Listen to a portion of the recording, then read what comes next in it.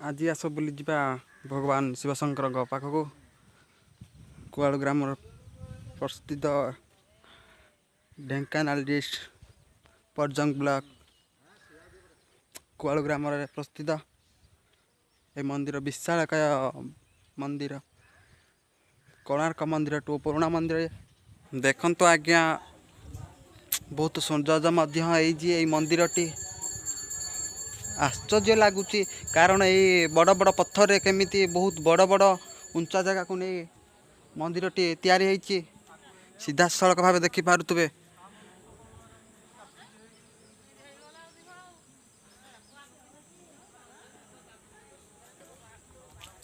ये रहस्यमय किसी जानापी आज कि बुझीपा ये रहस्यमय मंदिर पूरा चित्र आप निजे देखिपे भल भाव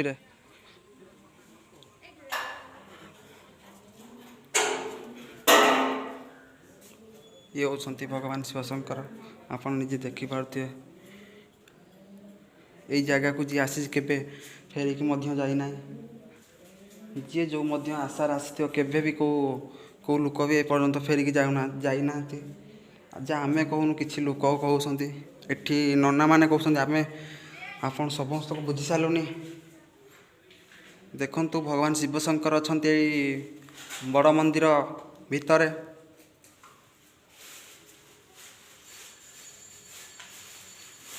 आपण जदि केबे आसती आप निजे देखिए केते सौंदर्य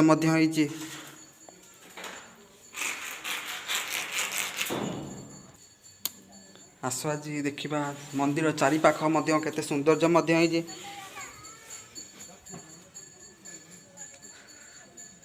एठी बहुत संख्यार लोक हमें बड़ बड़ फंक्शन हुए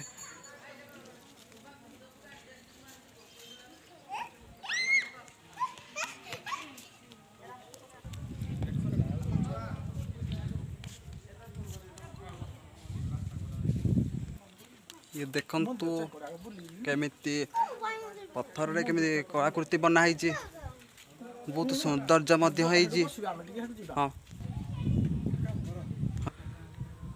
देखंतु बहुत सौंदर्य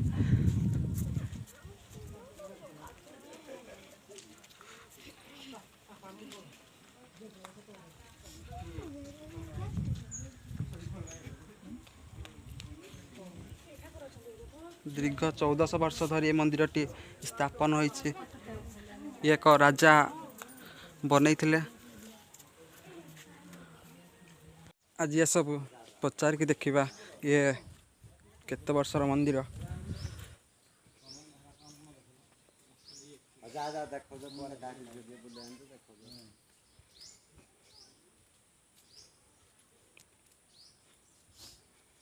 आज्ञा ये मंदिरटा केते वर्ष है मंदिर ऊपर 1400 वर्ष आज्ञा 1400 वर्ष हाँ हाँ ये मंदिरटा केमिति कोन माने प्रथम केमिति पहाड़ भांगी दिला आज्ञा कोला पहाड़ भांगी हाँ हाँ किसे विषय कौन केमी जो पुरातन केमी कौन मंदिर ठहला से विषय टी कहतु एटा कुदाड़ेश्वर राजा करले कहतु तांकर पिला पिली हे नथला आज्ञा एटा करिया तांकर पिला पिली हला आज्ञा आओ ए ठाकुरंगर आज्ञा पक्षी के पक्ष अवतार आज्ञा आज्ञा अंधार पखरे कला हे आलो पखरे धला हे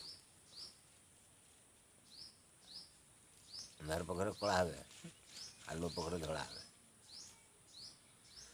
आओ आंको महिमा बड़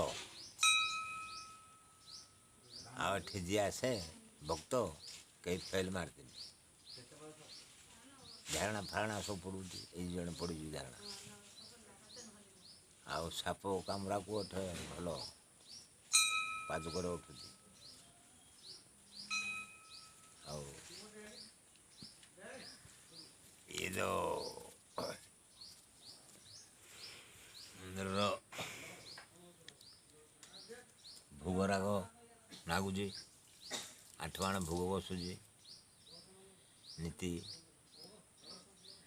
2 बेला नीति होजी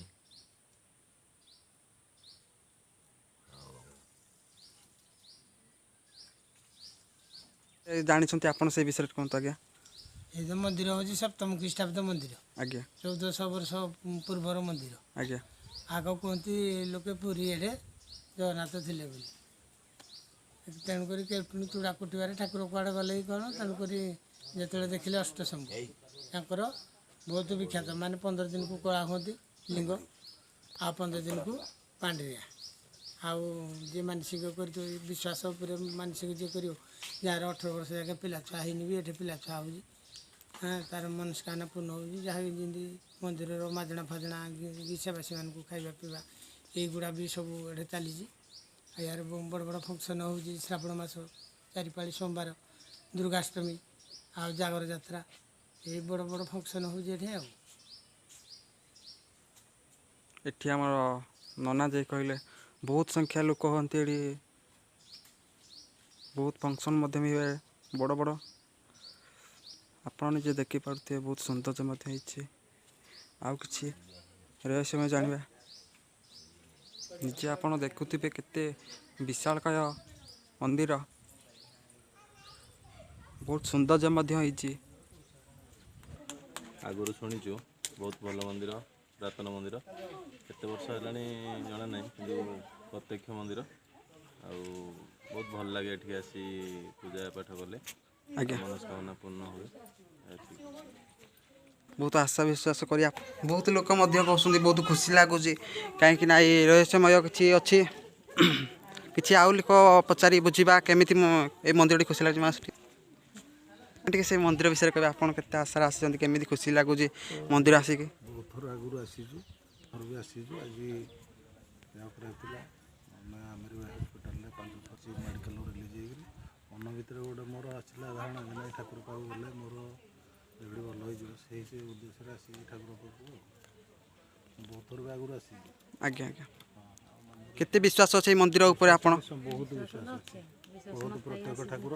ଆଜ୍ଞା ବହୁତ ବିଶ୍ୱାସ ନିହାତି ଅଛି, ବିଶ୍ୱାସ ନଥିଲେ ଏଠିକି ଲୋକ ଏତେ ଲୋକ ଆସିକି ଦେଖନ୍ତୁ। ଆଜି ଗୋଟେ ଆଜ୍ଞା ବୁଧବାର, ଆଜ୍ଞା ବୁଧବାର ଦିନ ତ ପ୍ରାୟ ସାଧାରଣତଃ ଲୋକ ବେଶୀ କେହି ଆସନ୍ତିନି। ଆଜ୍ଞା ଆଜି ଦେଖ ତଥାପି କେତେ 10ଟା ପରେ ହେଲାଣି ଲୋକ ଆସୁଛନ୍ତି, ଆଜ୍ଞା ଚାଲିଛି ଆସିବାଟା ବର୍ତ୍ତମାନ। ନିହାତି ଠାକୁରଙ୍କର ବିଶ୍ୱାସ ଅଛି, ମହିମା ବି ଅଛି। ଆଜ୍ଞା ଏଇ ମନ୍ଦିରଟି ଦୀର୍ଘ କେତେ ବର୍ଷ ହୋଇଗଲାଣି? କହିପାରିବିନି, ଆମେ ତ ଆଜ୍ଞା ମୋରପାଳ, ଆମର ଘର ହେଲା ବୁତୁମରା। ଆଜ୍ଞା ଆଜ୍ଞା ଏ ମନ୍ଦିର ବିଷୟରେ ମୋ ଧାରଣା ନାହିଁ, କହିପାରିବିନି ଆଜ୍ଞା। କିନ୍ତୁ ମୁଁ ବହୁତ ଦିନ ଆଣି ଦେଖିଛି ଏ ମନ୍ଦିର ଅଛି, ଆଜ୍ଞା ବହୁତ ଦିନ ଆଗରୁ ବି ଆସିଥିଲି। ଆଜ୍ଞା ସେଇ ପଥର ଯେମିତି ଅଛି ପଡ଼ିଗଲା ଭଳିଆ ଯିଏ ଲୋକ କେତେବେଳେ ମନ୍ଦିରରେ ଗଳି ପଡ଼ିପାରେ, କିନ୍ତୁ ଯେବେ ଦେଖିବ ସେମିତି ଅଛି। ଆଜ୍ଞା ବହୁତ ଖୁସି, ବହୁତ ବହୁତ ବାଟରୁ ଆସୁଛନ୍ତି। କିଛି ଆଉ ଲୋକ ବୁଝିକି କହିବା କେମିତି ମନ୍ଦିରଟି ଖୁସି ଲାଗୁଛି ମଧ୍ୟ। ଆପଣଙ୍କ ଘର କୋଉଠି ଭାଇ? ଆମ ଘର ହେଉଛି କଙ୍କଡ଼ାସୁଡ଼ା, ଆଜ୍ଞା ପରଜଙ୍ଗ କଙ୍କଡ଼ାସୁଡ଼ା। ଆଜ୍ଞା ଆପଣ ଏଠି ଆସିକି ଆଜି କେମିତି ଖୁସି ଲାଗୁଛି ସେଇ ବିଷୟରେ ଟିକେ କୁହନ୍ତୁ ଆଜ୍ଞା। ଏଠିକି ଆସିଲେ ଆମକୁ ତ ବହୁତ, ମାନେ ଯେହେତୁ ମନ୍ଦିର ପ୍ରାଙ୍ଗଣରେ ରହିବା ବା ଭଗବାନଙ୍କର ଶିବଙ୍କର କିଛି ଆଜ୍ଞା ସ୍ତୁତି ପଢ଼ିବା, ଆଜ୍ଞା ହରିନାମ ଜପ କରିବା, ଇଏ ହେଉଛି ଗୋଟେ ମଣିଷର କର୍ତ୍ତବ୍ୟ ଆଜ୍ଞା। ଆଜ୍ଞା ଆଜ୍ଞା ଯଦି ଆମେ ଭଗବଦ୍ ଗୀତାରେ କହୁଛନ୍ତି ଯେ ସର୍ବଧର୍ମାନଂ ପରିତ୍ୟଜ ମାମ ଏକ ଶରଣ ବ୍ରଜ ଅହଂ ତମ ସର୍ବ ପାପେଭ୍ୟୋ ମୋକ୍ଷୟିଷ୍ୟାମି ମା ଶୁଚ। ଭଗବାନ ଶ୍ରୀକୃଷ୍ଣ କହୁଛନ୍ତି ଭଗବଦ୍ ଗୀତାରେ, ସବୁ ଧର୍ମକୁ ଛାଡ଼ିକି ମୋ ଶରଣକୁ ଆସ ଏବଂ ମୁଁ ତୁମକୁ ଏଇ ପାପ ପୁଣ୍ୟ କାର୍ଯ୍ୟରୁ ଉଦ୍ଧାର କରିବି। ଇଏ ହେଉଛି ଭଗବଦ୍ ଗୀତାରେ ଭଗବାନ କୃଷ୍ଣ କହୁଛନ୍ତି। ତେଣୁକରି ଏ କଳିଯୁଗ ପାଇଁ ହେଉଛି ହରିର୍ ନାମ ଏବ କେବଲମ୍ କଲୋ ନାସ୍ତେବ ନାସ୍ତେବ ନାସ୍ତେବ ଗତିରନ୍ୟଥା। ତେଣୁକରି ଏ କଳିଯୁଗ ପାଇଁ ହେଉଛି ମହାମନ୍ତ୍ର ହରେ କୃଷ୍ଣ ମହାମନ୍ତ୍ର ହେଉଛି ମହାଯଜ୍ଞ। ତେଣୁକରି ସବୁ ଯେମିତି ଗୋଟେ ଆମର ଯୁଗ ଥିଲା ଯେମିତିକି ଆମର ସତ୍ୟ ଯୁଗରେ ଆମେ କିଛି ତପସ୍ୟା କରିବା, ବା ତ୍ରେତୟା ଯୁଗରେ ଯଜ୍ଞ ଇତ୍ୟାଦି ହୋମ ଯଜ୍ଞ ଇତ୍ୟାଦି କରିପାରୁଥିଲେ। ଆଉ ଦ୍ୱାପର ଯୁଗରେ ଭଗବାନଙ୍କର ପରିଚର୍ୟା, ବିଗ୍ରହ ପୂଜା। କିନ୍ତୁ ଏ କଳିଯୁଗରେ ରହୁଛି ହରିନାମ। ଆଜ୍ଞା ହରିନାମ ଆମେ ଯଦି ଭଗବାନଙ୍କର କୃଷ୍ଣଙ୍କର ଗୋଟେ ହରିନାମ କରିବା ଦ୍ୱାରା ଯେମିତି ଅଜାମିଳ ଭଳିଆ ବ୍ୟକ୍ତି ସେମିତି ବି ମାନେ ନରକରୁ ଯିବାରୁ ଉଦ୍ଧାର ବି ହେଇଯାଇପାରୁଥିଲେ। ତେଣୁକରି ହରିନାମ ମହାମନ୍ତ୍ରରେ ବହୁତ ଶକ୍ତି ଅଛି। ତେଣୁକରି ଆମେ ହରିନାମ ଜପ କରିବା ଏବଂ ଏ ସ୍ଥାନକୁ ଆସିଲେ ବହୁତ ଭଲ ଲାଗେ, ଶାନ୍ତି ଲାଗେ। କାହିଁକିନା ଭଗବାନଙ୍କର ଯେତେ ବି ଜାଗା ଅଛି ଭଗବାନଙ୍କର ସେଇଟା ଗୋଟେ ଧାମ ସହିତ ସମାନ ବୋଲି ମନେ କରୁ। ହରେ କୃଷ୍ଣ। Thank you. ଟିକେ ସେଇ ବିଷୟରେ ଆପଣ ଟିକେ କୁହନ୍ତୁ, କେମିତି କ'ଣ ଖୁସି ଲାଗୁଛି?